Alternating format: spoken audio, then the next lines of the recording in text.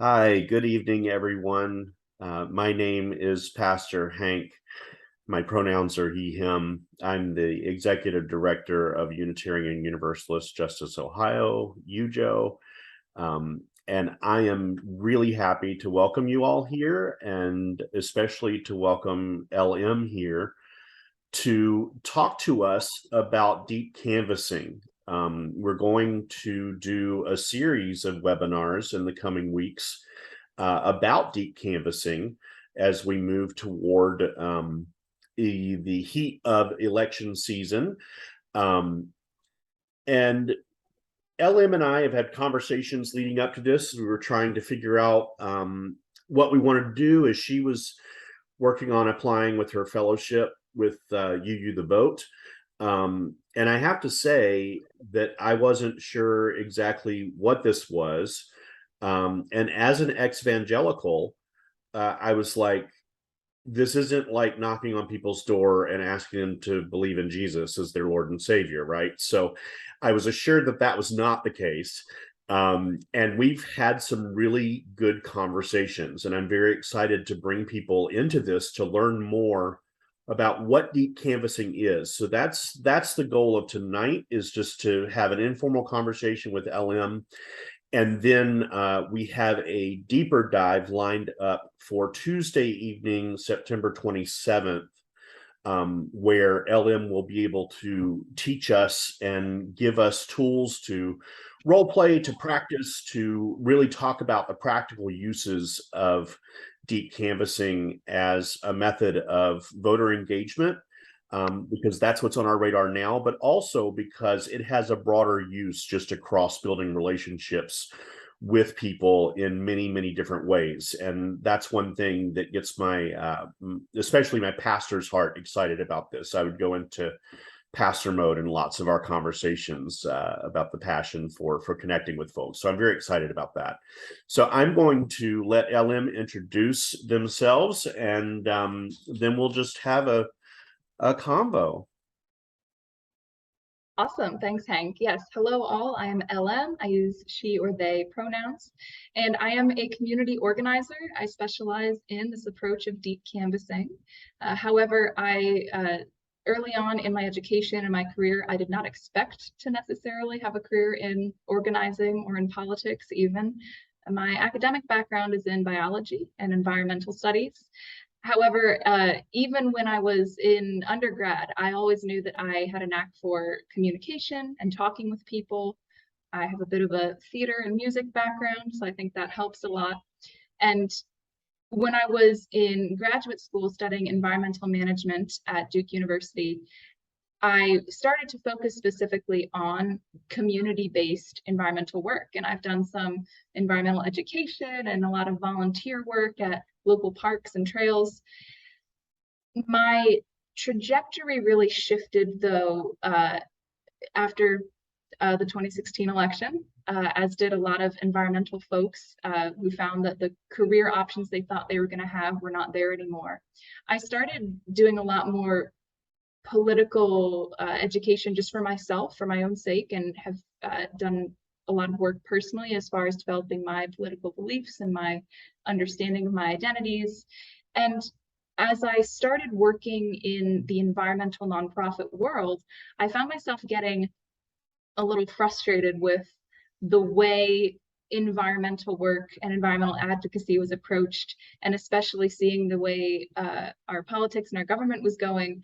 I started to think that there had to be something else, something I was missing. And I started getting to know some local community organizers in North Carolina, where I used to live. And I decided to basically just change my my career from environmental nonprofits and advocacy to grassroots community organizing. I took a contract position as a deep canvass team member in 2019, not knowing what deep canvassing was and not really having much canvassing experience at all. But it really clicked for me right away, this approach to having conversations with people based on their personal experiences, leading with curiosity and empathy, and it just made sense. And besides it making sense, there have been several scientific studies, some of which I've actually been a part of, that prove that deep canvassing has a huge impact on people. Just a single 20-minute conversation has a large and long-lasting impact when it comes to people's political beliefs and values and perspectives. And I have been taken into this sort of community of folks across the country who are working on deep canvassing, who are growing deep canvassing as a movement, and also leading continued research to show the real value that deep canvassing can have. So I'm really thrilled that I got this opportunity through UU the Vote. This fellowship has given me the opportunity to spend a good amount of my time this fall focused on talking to people about deep canvassing and providing trainings, and also just this conversation, answering the question of what is deep canvassing, which is probably a great place to start. So I'm really looking forward to sharing the word, spreading the news, and hopefully spreading the skills as well. Yeah, this is good stuff. From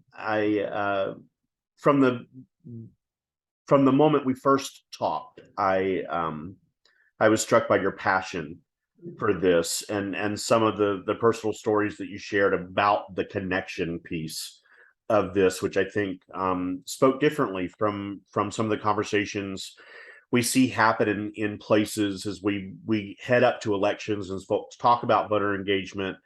But there's something about deep canvassing that goes beyond what a lot of folks think about when we talk about getting people involved in voting or getting people to talk about things that matter to them. So how is deep canvassing different from what we would conceive of as traditional canvassing around election time? Yes. So traditionally, when you're canvassing for a political campaign or for a cause like getting out the vote, your conversations follow a specific script, and they're usually pretty straightforward, pretty surface level and quick. The idea being that anyone can follow the script and get the job done. And those traditional canvassing conversations are usually what I'd call fairly transactional. You're trying to confirm whether someone's voting a certain way, or getting a read of where they stand on a particular issue or candidate.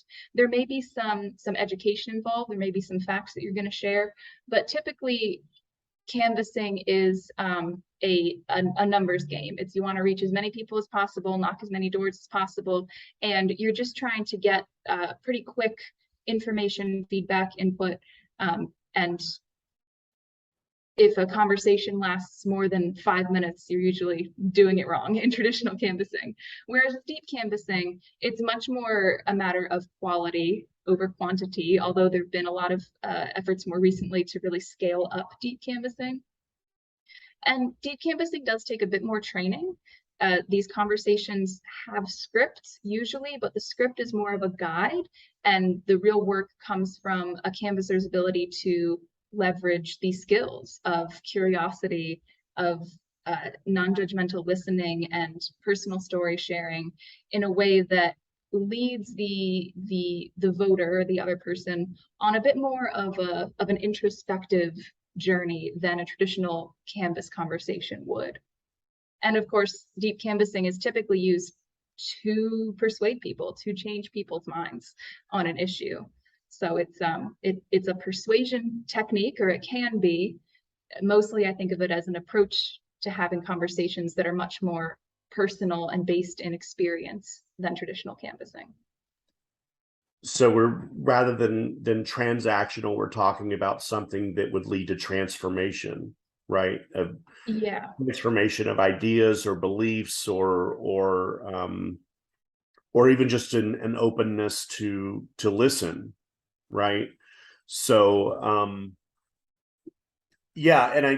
And I do think, one of the things that struck me, in the conversations you and I have had about this, that again speaks to my pastor's heart, is the idea of transformation and the idea of deeper connections. And what we've been doing doesn't work. and moving from election cycle to election cycle doesn't work, where it's the same old, and things really don't get changed, right? And no one feels listened to.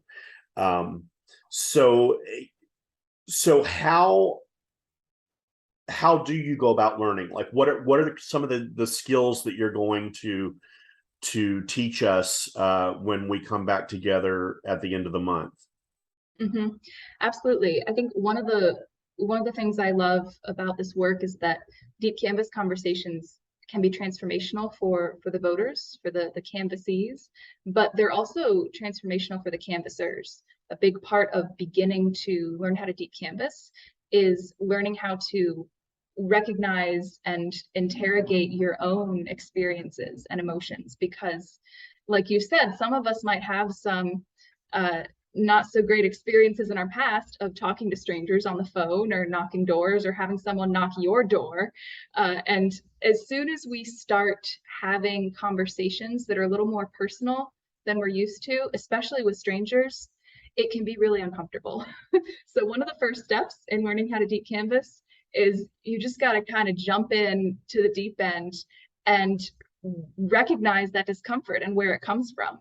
And learning how to lead with curiosity and listen non-judgmentally is all about learning to understand and navigate your own perceptions and emotions. The next step from there is getting into the personal story sharing. And ideally, a deep canvas conversation includes an exchange of personal stories that are based on our lived experiences. So we're not talking about facts. We're not talking about hypothetical, well, if this were to happen. It's no, like, who do you know? Like, what have you lived? And learning to tell your own story in that way is one of the skills, as well as learning how to sort of elicit that story from others. Although once we learn how to share our own experiences in a personal and relatable way, it really provides a sort of template for the other person to follow. And it's a way of demonstrating that we are having a different kind of conversation here. Once you are able to open up and be a little vulnerable with someone, you'll be amazed what they will share back to you if you make that space. Yeah, I think vulnerability is one of those things. You and I have talked about that a lot, and it was something that that a lot of my work in seminary sort of coalesced around that idea, and how in the realm of justice and the realm of theology and understanding that vulnerability is really the key, right? And that we live in a culture that tells us to be vulnerable, tells us to be authentic, but then preys upon it. So it's a different sort of experience when we're willing to share vulnerability in a way where it's honest, it's authentic, and it's used as a tool to connect and develop deeper and stronger relationships. And so this is something that I think, and I know that one of our goals in the trainings as we're moving through the months heading up to the election in November is to really provide the opportunity for folks, as we learn and practice deep canvassing, to take this beyond that, because we're either going to be happy with the results or really angry with the results in November, or a little bit of both. And but we can't stop the conversation, right? And that's the way things have done. So I think that I think the more that we can practice really being authentic and vulnerable with one another, the better. And that's one thing that I really like about this, and I'm excited about learning more from you and what I've learned so far in the conversations you and I have had leading up to this. So what would you say? I guess let's do what do you think is the most challenging thing about deep canvassing, and then maybe what's the thing that's been the most fun in your experience about deep canvassing? How about that? Yeah, I think something that I find the most challenging, even after having done this for a few years now and trained and coached others, is the mental kind of awareness and agility it takes to navigate your own reactions in a conversation while also keeping track of what the other person is sharing, that really intentional listening to understand is hard, because we're always going to have reactions and we're always going to have thoughts. But when you're in a deep canvas conversation, you are really you don't necessarily have to be in control of the conversation, but you are guiding the conversation. So you have to be able to hear and listen and really pay attention to what the other person is saying in a way that you can show that you are hearing them, while also being aware of where the conversation is headed and what questions you might want to ask. And sometimes that can become easier the more we let ourselves lean into the kind of countercultural style of having these conversations, because it is typical, I think, in most everyday conversations to have a pretty quick back and forth, and you listen and the person responds and they respond. But once you get into the mode, the sort of zone of deep canvassing, curiosity is key. And so you're always thinking, like, not how do I respond or what do I say, but like, what question do I ask? And so once you kind of get in that zone, it might be easier, but it is a shift. I mean, deep canvassing is not like my default way of communicating with people. And I don't think it should be. You know, there's a time and place for it, but it is getting used to that shift of getting into deep canvassing mode when and where it's appropriate. The fun thing of it and the joy is that people are fascinating. People are so interesting, and I love hearing people's stories, the things that they have to share about their lives and their experiences and their emotions and beliefs. And I always learn things from people. I always talk to people who have unique combinations of life experience that I wouldn't have expected. And it's also fun too when you get those sort of like light bulb moments. I think a deep canvas conversation is definitely a success if the other person way before. You know, that's kind of the goal, is to open up a new way of thinking. And sometimes you'll have those moments yourself as a canvasser, being like, huh, wow, I would not have imagined that perspective. So I love that. I think people are just so cool. Yeah, so that leads me to ask then if there's an example where I guess we're thinking of this in the idea that we're starting conversations with folks to transform their thinking. But if you found that your thinking has been more transformed by the person you've been talking to in any of these situations, I'm just curious.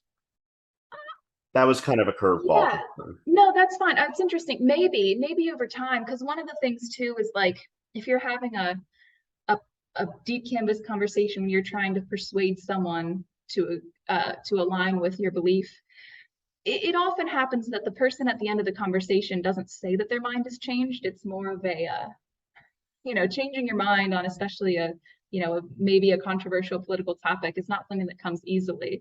So I think it's the same from my perspective. I think I can't pinpoint a specific conversation where I feel like I've had a change in perspective, but over time, I think absolutely my views have changed or expanded or shifted. And on an individual level, again,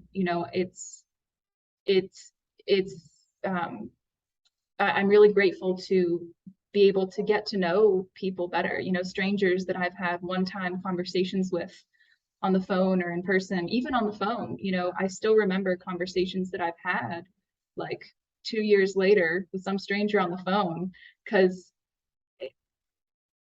again, when people are willing to really share and be vulnerable, it sticks with you. And that's why it's effective.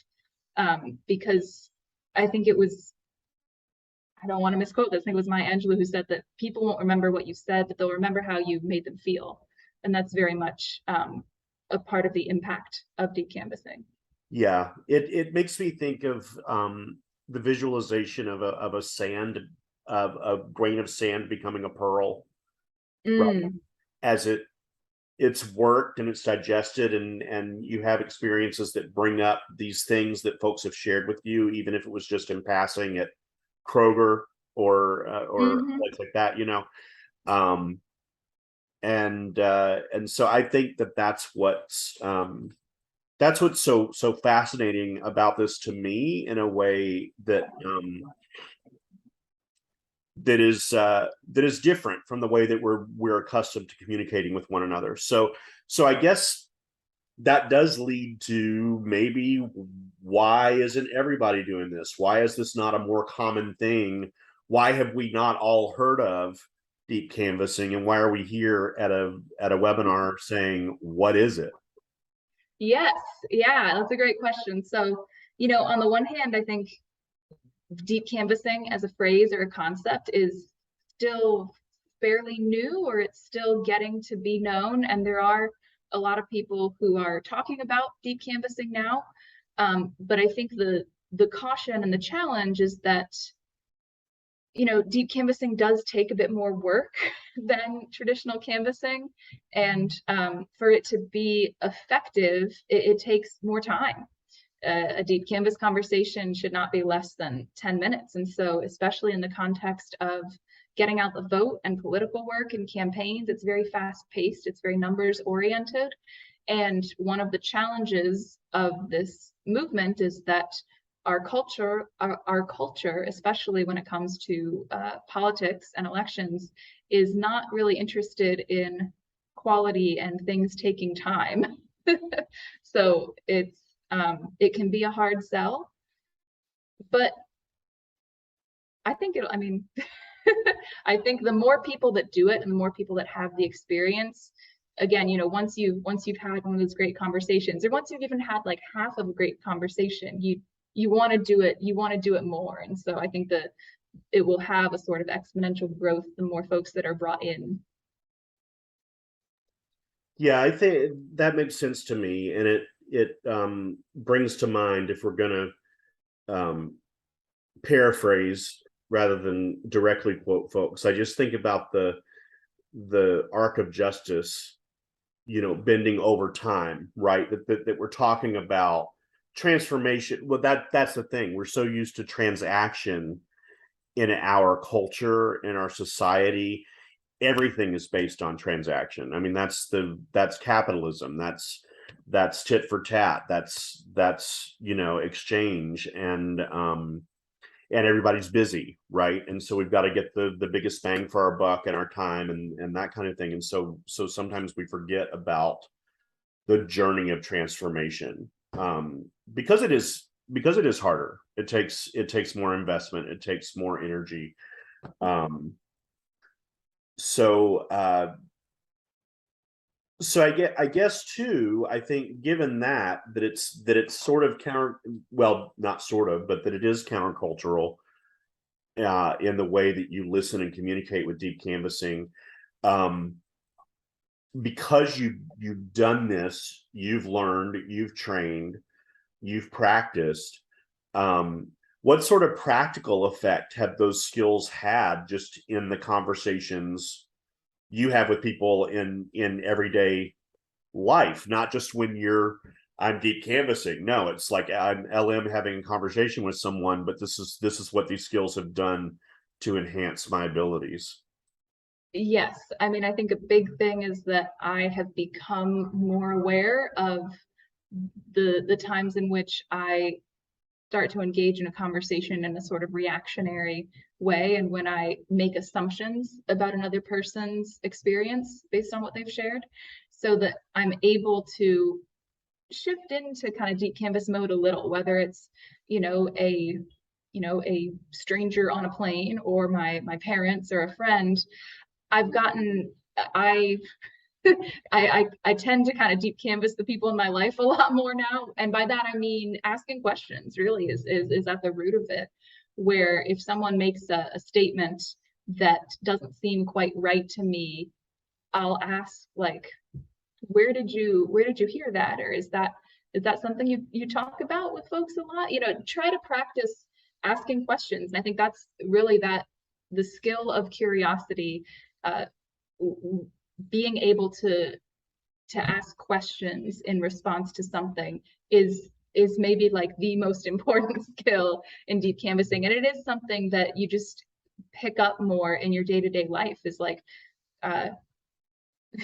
we joke, actually, me and my colleagues do this work, we joke about things like a question that often comes up in our conversations that we'll sometimes throw in with interpersonal conversations is, where do you think that comes from? Or tell me more. You know, there are these phrases that we say a lot in Deep Canvas conversations that are just good things to keep in mind when you're in a conversation with someone. You know, how does that make you feel? Like, that's it's a different way of interacting that becomes more normal the more you do it. And I would think, I mean, the skill, because I think about, you know, I mean, because the conversation needs to be organic, right? Because it's not like this, these are the questions, this is the way I should ask this question so that I am learning, you know. And so I do think about a couple of things that popped in my head when you were talking, involved,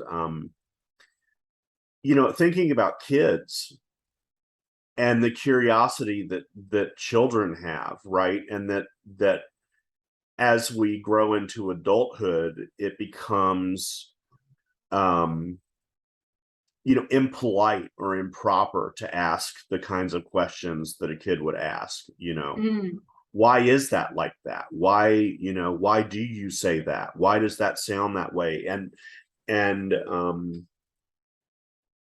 yeah, and I do think too, I know when folks have engaged me and asked me questions about the way I've communicated something, the way I've said something, it's also required me to think, well, nobody's ever asked me that before. And now I have to think through, well, why did I say that? Where did I hear that from? Who did tell me, you know? And so I do think it has a deep, a great value. I mean, you know, and I've gotten more excited about that. Well, you know, from the conversations you and I have had, I've gotten more excited about this the more we've talked about it, because it really does strike me as a tool that we can use in an effort to create beloved community with folks who don't always agree with us, but agree we can come to an agreement that we should all be able to flourish in our own way, right? And a lot of that just has to do with conversations and breaking through the noise of what we're told that we're supposed to think, you know. And so asking those questions, what makes you think that? Oh, was that something I saw on TV, or was it a YouTube video, or, you know, a comedian, or was it my grandma? Yeah, asking questions. I'd say curiosity is the main skill that is deep canvassing, but then there's another key aspect as well that's really important, which is being in the realm of personal experience. Be in trainings we talk about it. We want to be in story land, not fact land. And that might sound counterintuitive because facts are real, right? And stories can be made up. But what we mean is facts don't change people's minds, and facts are relative these days, whereas a personal experience is always valid. And now some people's personal experience may have led them to believe things or hold values or opinions that that you would disagree with, but the experience is what you want to interrogate. And so, you know, you brought up, you know, if you're thinking, well, why did I say that, or why do I think that? Where did it come from? Where did that come from is great, because you want to ask people, like, is that something you have seen in your community versus, you know, is this something? And it happens so often in deep canvas conversations where someone will share an opinion or something that sounds like it may be a personal experience, and you ask, oh, where did you see that? And so often the answer is, well, on the news or on Facebook. And unfortunately, I think the news and Facebook are equally irrelevant sources of of facts and personal stories, because they can, you know, they're not lived experiences. And it's easy for things that we see on the news or on social media to feel personal and real. And sometimes they are. If you know a person who has been through a particular experience and they share that on Facebook, the experience is still real. But when it comes to the stories that we see and that we tell ourselves, we really try. The deep canvassing only works if we are asking questions and sharing and interrogating the things that are in our lived experience.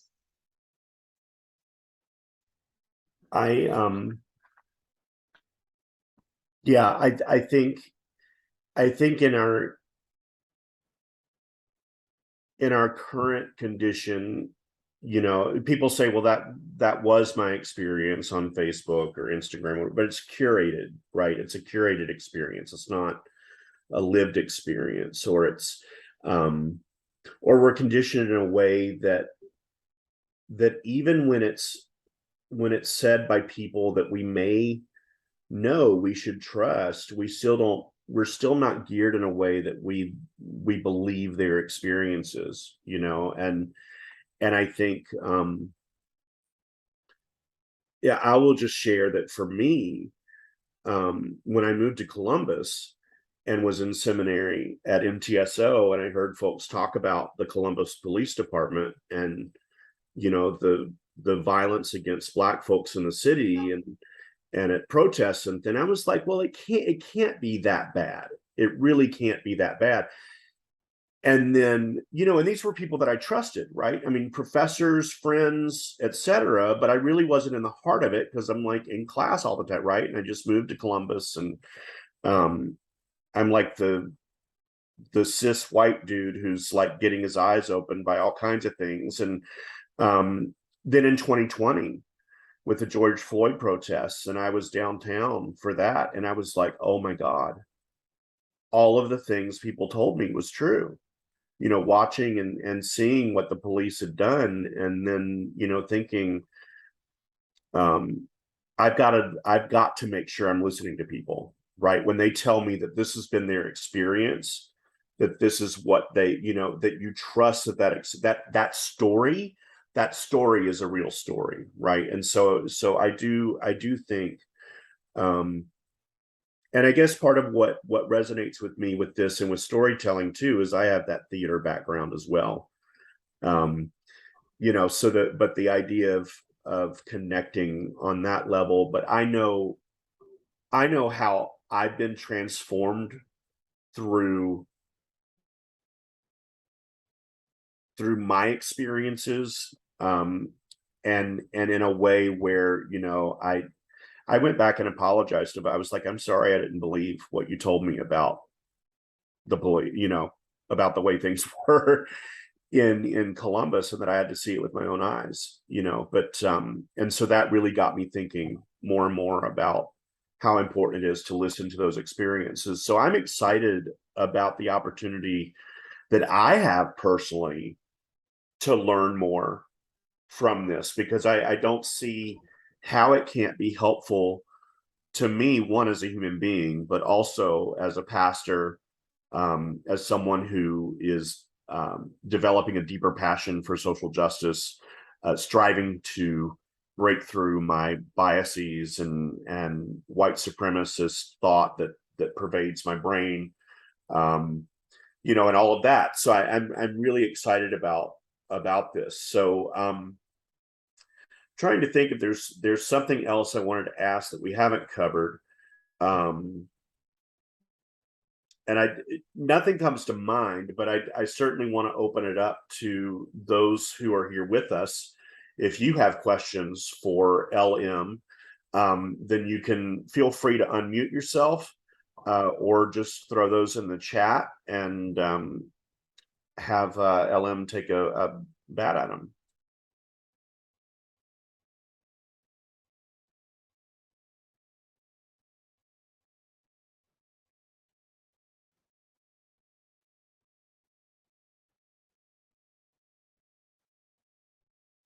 Something that I could share is some of the deep canvas conversations I've had that specifically relate to voting in recent years. Because there's initially deep canvassing was sort of developed and has been used and studied when it comes to issues, LGBTQ rights, abortion, healthcare, immigration. But in 2020, I was leading a team of folks and training folks across the country to talk to voters about the presidential election and trying to persuade people away from Trump and towards Biden. And we talked to folks on all parts of that spectrum. And then last year, I was on a project that was, again, based in several states across the country, but it was specifically targeting low propensity voters. So people who are registered to vote, but have not voted much or at all, and trying to persuade them just to vote in their local and state elections. And in both of those projects, I've had the conversations tended to center on folks who were disappointed and disillusioned with our elections and with our politics. People who either felt that their vote didn't matter, or that it wasn't going to change things, or that they voted before and didn't see the outcome they wanted, or politicians didn't say what they were going to do. And I really want to emphasize the importance of validating those experiences because they're real. And I'll practicing radical vulnerability here, when in early 2020, besides the start of the pandemic, I knew that I was going to be working on this presidential election deep canvas project before we knew that Mr. Biden was going to be the nominee. And when that happened, there were a lot of us on the project who had to do a lot of introspection and deep canvas each other to work out our own feelings on the matter. And there were some people who didn't continue with the project. And then those of us that did, the fact that I could honestly tell people that I was not thrilled about either candidate and that I understood where they were coming from goes a huge way in being able to have a conversation and eventually in persuading them, because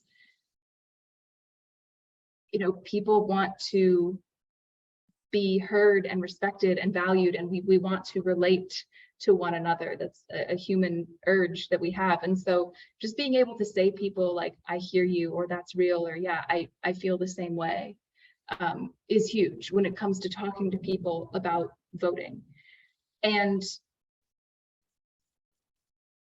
when it comes to the question of, does my vote matter? Will voting make a difference? One of the things that I often say to people is, voting will not change everything. And that's why I have these conversations with people, because I vote and I do more. And I ask folks, who do you talk about? Who do you talk to about these things? And sometimes there are people that I talk to who are really passionate and really intelligent and have very good reasons and a lot of experiences to justify why they don't feel like voting is right for them. And I'll often say to those folks, have you ever considered running for something? Or, what else do you do? Because it is valid in a conversation about voting to talk about all of the other ways we can engage in our democracy. A conversation about voting doesn't just have to be about voting. It can be about all the other things we can do, not just to engage as citizens, but as members of a community.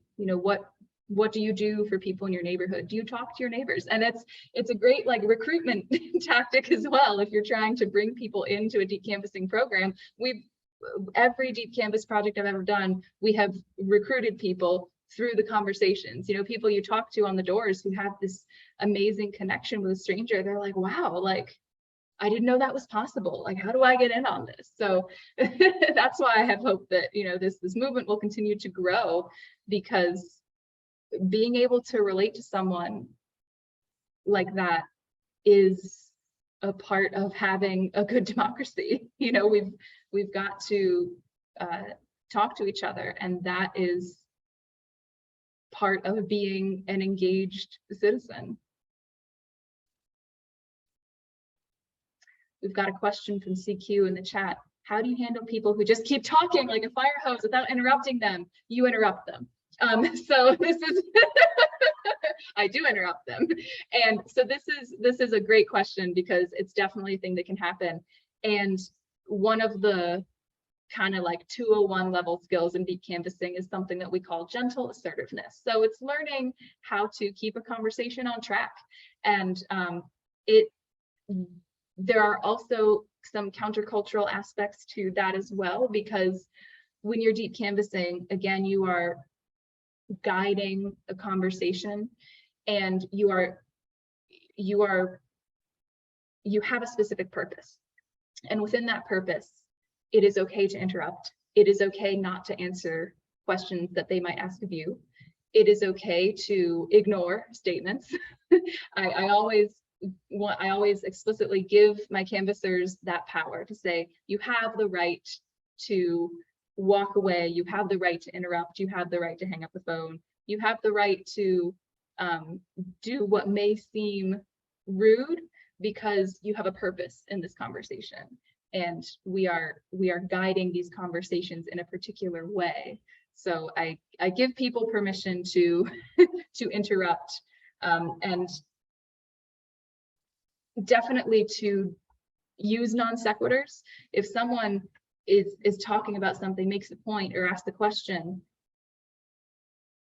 you can just say something completely different and move the conversation to a different place, and that is fine, and that works. There's also, I've got a whole slide and a whole Google Doodle that folks have contributed to on what do you say when you don't know what to say, because that happens. And one of my favorite things, this is a great tool, this is maybe one of the other deep canvassing tools that I use in my daily life now, which is goes a long way. If someone says something or asks a question and you're like, you can just say and 9 times out of 10 they'll start explain, like, you don't have to do anything else but and they will either continue with what they're saying, or they'll elaborate, or they'll change, they'll say it differently. So a good is a great tool to have.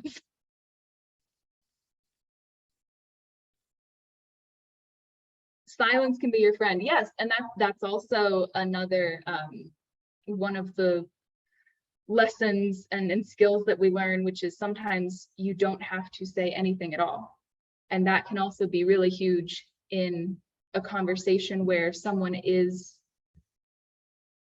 sharing or on the verge of sharing something or processing something. You can just wait and let them, I mean, ideally, the person you're talking to, the voter, is doing most of the talking. And really, like, you can't change someone's mind. You can't persuade someone. They change their own mind. They persuade themselves. And we are just giving them the space to do that.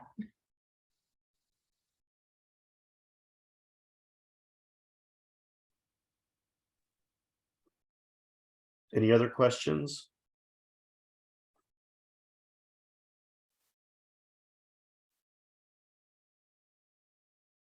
Well, I'm going to put a link in the chat now.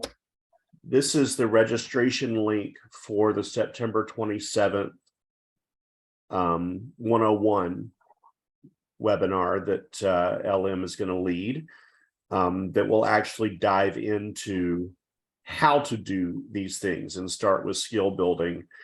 That is scheduled from 7 to 9 p.m. on that evening. It will be recorded as well. So all of these sessions will be recorded and put on the UUJO YouTube channel. And I'll send links out for that, including a link to this one as well, so that you can go back and take a look or share it with friends, have them subscribe to our YouTube channel. If I get 100 subscribers, I can actually give it a name so that it's not just a jumble of letters. So I can't call it UUJO yet, until I've got 100 subscribers on YouTube. So encourage folks to subscribe to the channel, and we will continue providing as many resources as we can. Really grateful to Carol, the YouTube link for this particular video won't be ready until I process it after we're done with the webinar. Or are you just looking for the channel? Yes. Just the channel. I Okay. can subscribe. Yeah, I will do that. I'm really bad at talking and multitasking. So LM, I'm going to let you take it away with anything you want to close with.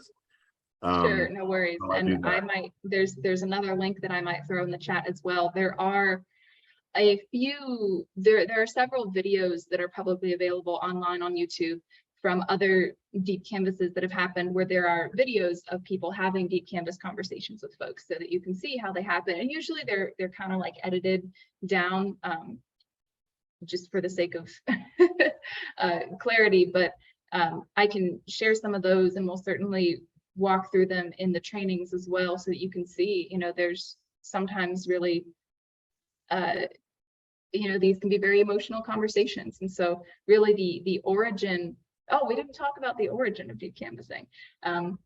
The origin of deep canvassing actually came out of the marriage equality movement in California, because when Prop 8 happened, I never remember if it passed or it failed, but when Prop 8 happened and California did not vote to allow marriage equality, there were a bunch of folks from the Los Angeles LGBTQ Center, volunteers, who just went out and started talking to people. And that is kind of the birth of what became deep canvassing, because these folks, you know, queer folks and allies in LA went and just started talking to people who had probably voted against marriage equality, and asked them about it, and asked, you know, who do you know who's gay? And it's amazing to watch people process the fact that you know, there's a video that I've seen of a woman who says at first she's like carrying groceries into her house, and this canvasser and his person with a video camera managed to have this conversation with this woman, and she starts off talking about how, you know, she just doesn't believe it's right, and you know, because of her faith, she doesn't believe that marriage between people of the same gender is marriage. But the canvasser gives her time and gives her space and talks about his story or someone he knows, and then he asks, you know, does that resonate with you? And she kind of is averting her eyes and making this face, and he's like, do you know someone who's gay? And she's like, yes, there's a member of my family that's fairly close to me. And the canvasser does a great job of pushing and says, who is it? And she says, well, it's my son. My son is gay and has someone he's been with, and they want to get married. And this woman, you know, she starts crying, and the canvasser cries with her, and they have this great moment of giving her the space to process the reality that her love for her son and her desire for him and his partner to be happy is more important than the other things that she can't really name. And it's amazing to be able to watch a conversation like that. And not every deep canvas conversation is like that, but it shows the power that these conversations can have. And I've talked to people about universal health care and immigration and everything that came up during the presidential election. And it's amazing, again, what people will share with you about their experience and the experiences that people have had and the reasons why they believe the things that they do. And a lot of us have conflicting experiences and beliefs. So giving each other the space to process those things is really powerful. Here's the watch a voter change their mind. It's not the video I described, but it's a different one about a woman whose niece is transgender and has sort of the same process, though, of at first being like, well, I just don't think it's right, you know, I don't think those people should be in locker rooms. But then she thinks about her niece and how her niece must feel, and it's really lovely to watch. Yeah, I am. I always am touched and get excited when you and I have talked about this, LM, in ways that I didn't expect to be.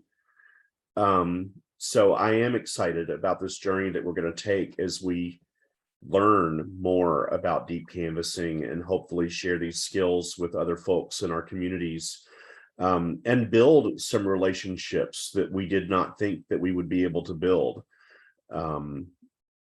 Because that's really what transformation is about.